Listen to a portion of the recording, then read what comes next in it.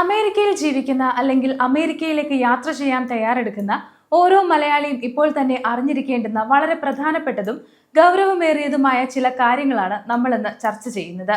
നിങ്ങൾ അമേരിക്കയിൽ ഒരു H1B വിസയിൽ ജോലി ചെയ്യുന്ന ആളോ അല്ലെങ്കിൽ F1 വിസയിൽ പഠിക്കുന്ന വിദ്യാർത്ഥിയോ അതുമല്ലെങ്കിൽ ഒരു വിസിറ്റിംഗ് വിസയിൽ അമേരിക്കയിലുള്ള ബന്ധുക്കളെ സന്ദർശിക്കാൻ എത്തിയ ആളോ ആകാം.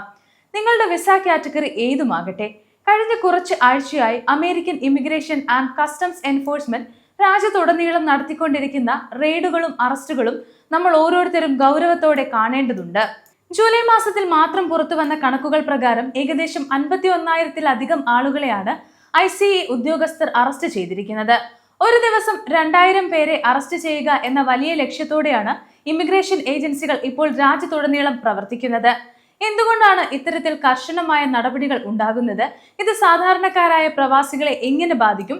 എന്തൊക്കെ മുൻകരുതലുകളാണ് എടുക്കേണ്ടത് എന്ന് നമുക്ക് വിശദമായി തന്നെ നോക്കാം. ഏറ്റവും പ്രധാനമായി നമ്മൾ മനസ്സിലാക്കേണ്ടത് എയർപോർട്ടുകളിലെ പരിശോധനകളാണ്. മുൻപ് എങ്ങുമില്ലാത്ത വിധം എയർപോർട്ടുകളിൽ പരിശോധനകൾ കർശനമാക്കിയിട്ടുണ്ട്. വിസ കാലാവധി കഴിഞ്ഞവർ, അതായത് ഔട്ട് ഓഫ് സ്റ്റേറ്റസ് ആയവർ, വിസ ചട്ടങ്ങൾ ലംഘിച്ചവർ എന്നിവരെ കണ്ടെത്താൻ US എയർപോർട്ടുകളിൽ വലിയ തോതിലുള്ള സ്ക്രീനിംഗ് ആണ് ഇപ്പോൾ നടക്കുന്നത്. നിങ്ങളുടെ കയ്യിൽ വാലിഡ് ആയ ഒരു വിസ ഉണ്ടെങ്കിൽ പോലും ഇമിഗ്രേഷൻ ഉദ്യോഗസ്ഥർക്ക് സംശയം തോന്നിയാൽ നിങ്ങളെ സെക്കൻഡറി ഇൻസ്പെക്ഷനിലേക്ക് മാറ്റാനും ചോദ്യം ചെയ്യാനും സാധിക്കും. പലപ്പോഴും വിദ്യാർത്ഥികളും IT പ്രൊഫഷണലുകളും ഇത്തരം പരിശോധനകളിൽ വലിയ ബുദ്ധിമുട്ടുകൾ നേരിടുന്നുണ്ട്. എയർപോർട്ടുകളിൽ നിന്നും മാത്രം പ്രതിദിനം 20 മുതൽ 40 വരെ ആളുകൾ അമേരിക്കയിലേക്ക് പ്രവേശിക്കാൻ കഴിയാതെ അറസ്റ്റിലാകുകയോ തിരികെ നാട്ടിലേക്ക് ഡീപ്പോർട്ട് ചെയ്യപ്പെടുകയോ ചെയ്യുന്നുണ്ടെന്നാണ് ഡിപ്പാർട്ട്മെന്റ് ഓഫ് ഹോംലാൻഡ് സെക്യൂരിറ്റി നൽകുന്ന സൂചനകൾ. അതിനാൽ തന്നെ അമേരിക്കയിലേക്ക് യാത്ര ചെയ്യുന്നവർ കൃത്യമായ രേഖകളെല്ലാം കയ്യിൽ കരുതാൻ പ്രത്യേകം ശ്രദ്ധിക്കേണ്ടതാണ്. ഇത് എയർപോർട്ടുകളിൽ മാത്രം ഒതുങ്ങുന്ന ഒന്നല്ല എന്നതാണ് മറ്റൊരു വലിയ ഭീഷണി.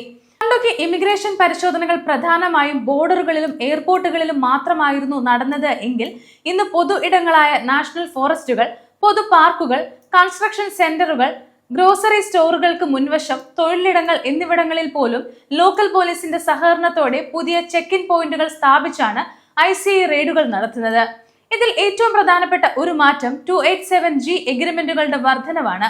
എന്താണ് ഈ 287G എഗ്രിമെന്റ് എന്ന് പലർക്കും സംശയമുണ്ടാകാം. സാധാരണഗതിയിൽ ലോക്കൽ പോലീസിന് ഇമിഗ്രേഷൻ നിയമങ്ങൾ നടപ്പിലാക്കാൻ അധികാരമില്ല. എന്നാൽ ഈ എഗ്രിമെന്റ് വഴി സംസ്ഥാനങ്ങളിലെ ലോക്കൽ പോലീസിന് ഇമിഗ്രേഷൻ ഉദ്യോഗസ്ഥരുടെ അധികാരം നൽകുകയാണ് ചെയ്യുന്നത്. നിലവിൽ രാജ്യത്തൊട്ടാകെ 1,600-ലധികം ഇത്തരം കരാറുകൾ ഒപ്പുവെച്ചു കഴിഞ്ഞു. പ്രത്യേകിച്ചും ഫ്ലോറിഡ, ടെക്സസ് തുടങ്ങിയ സംസ്ഥാനങ്ങളിൽ ഇത്തരം നിയമങ്ങൾ വളരെ കർശനമായി നടപ്പിലാക്കുന്നുണ്ട്.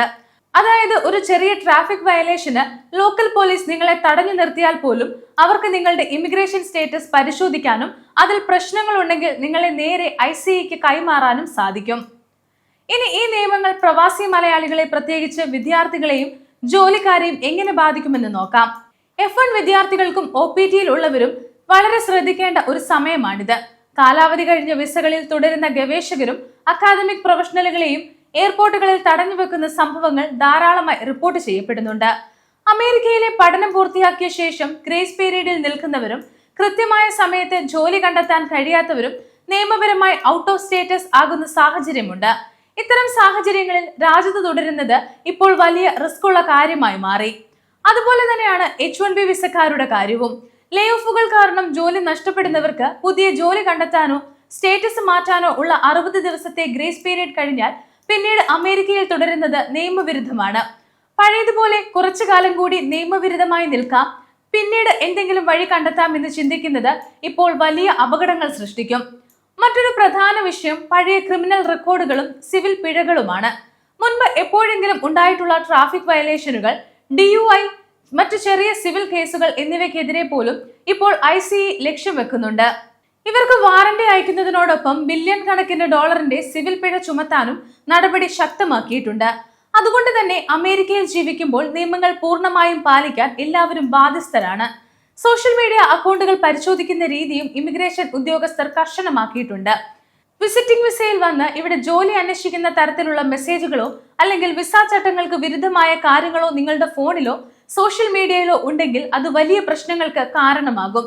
ഈ സാഹചര്യത്തിൽ നമ്മൾ എന്തൊക്കെ മുൻകരുതലുകൾ എടുക്കണം നമുക്ക് നോക്കാം. നിങ്ങളുടെ എല്ലാ ഒറിജിനൽ ഡോക്യുമെന്റുകളും, പാസ്പോർട്ടും വിസ കോപ്പികളും, I-94, I-20 അല്ലെങ്കിൽ H1B അപ്രൂവൽ നോട്ടീസ് എന്നിവയുടെ കോപ്പികൾ എപ്പോഴും ലഭ്യമാകുന്ന രീതിയിൽ സൂക്ഷിക്കുക. യാത്ര ചെയ്യുമ്പോൾ ഇവ കയ്യിൽ കരുതുക. എന്തെങ്കിലും സാഹചര്യത്തിൽ ഇമിഗ്രേഷൻ ഉദ്യോഗസ്ഥർ നിങ്ങളെ ചോദ്യം ചെയ്യാൻ വിളിപ്പിച്ചാൽ കൃത്യമായ മറുപടികൾ മാത്രം നൽകുക. ഒരിക്കലും അവരോട് കള്ളം പറയാതിരിക്കുക. നിങ്ങൾക്ക് നിങ്ങളുടെ അവകാശങ്ങളെ കുറിച്ച് ബോധമുണ്ടായിരിക്കണം. ഭാഷാപരമായ ബുദ്ധിമുട്ടുകൾ ഉണ്ടെങ്കിൽ ഒരു ട്രാൻസ്ലേഷൻ ഉദ്യോഗസ്ഥന്റെ സഹായം ആവശ്യപ്പെടാം. ഒരു രേഖയിലും വായിച്ചു മനസ്സിലാകാതെ ഒപ്പുവെക്കരുത്. നിയമപരമായ എന്തെങ്കിലും സങ്കീർണതകൾ നേരിടുകയാണെങ്കിൽ ഉടൻ തന്നെ അംഗീകൃതനായ ഒരു ഇമിഗ്രേഷൻ അറ്റോർണിയുടെ സഹായം നേടാൻ മടിക്കരുത്. അമേരിക്കയിലെ നിയമങ്ങൾ അനുദിനം മാറിക്കൊണ്ടിരിക്കുകയാണ്. പുതിയ അപ്ഡേറ്റുകളും നിയമമാറ്റങ്ങളും കൃത്യമായി അറിഞ്ഞിരിക്കുക എന്നത് മാത്രമാണ് സുരക്ഷിതമായി ഇവിടെ തുടരാനുള്ള ഏക വഴി.